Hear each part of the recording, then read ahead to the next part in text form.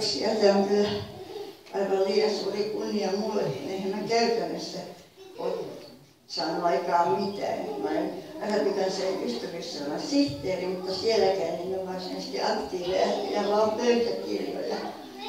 Sitten mä liehun kaikissa mielenosoituksissa.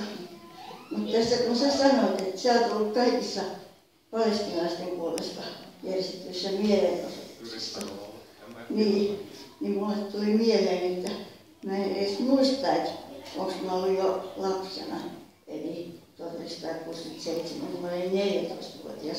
Mä asuin 50 kilometrin päästä Helsingistä, eikä niin vaan päästä tulemaan tänne tapahtumiin.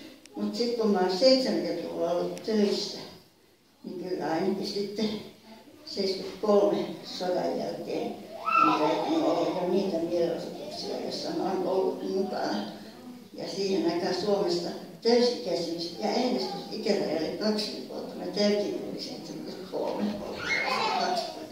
Että ehkä vasta aikuisella aloittanut sitten tämän aktivismin.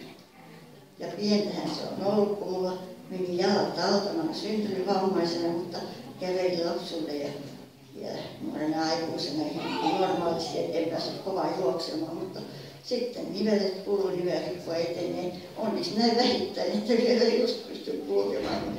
En älynyt ottaa tänne sauvoja mukaan, että olisi voinut sitten kulkea ilman paikallista eteisessä.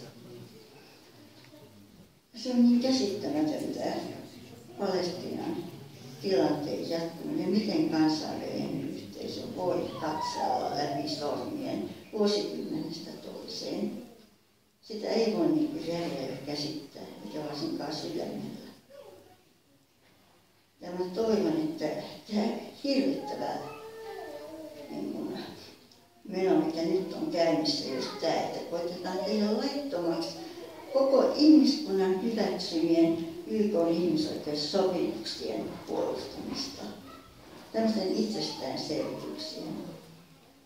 Että olisi jotain semmoisia niin kuin tämän sorron puolikohdistuksia, että tästä kansalaiset herää kaikissa maissa.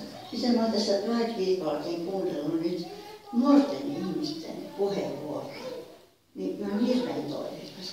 Et ei enää niille, jotka kasvaa tässä meidän maailmassa, näkee nämä kaikki vääryydet jo lapsesta alkaen televisiosta ja kaikesta mediasta. Ei niille enää mene läpi, että me täällä oletetaan hyvikseen, niin siellä on sitten sellaisia, joilla ei ole samoja ihmisoikeuksia. Ja että voidaan jotenkin kaupallisten tarkoitusten vuoksi tehdä pahaa ihmisille, eläimille ja terveelle ympäristöä palautumattomasti. Mä en tiedä kuinka pian voi toivoa jotakin parannusta, mutta se on tulossa. Luotetaan meidän lapsiin.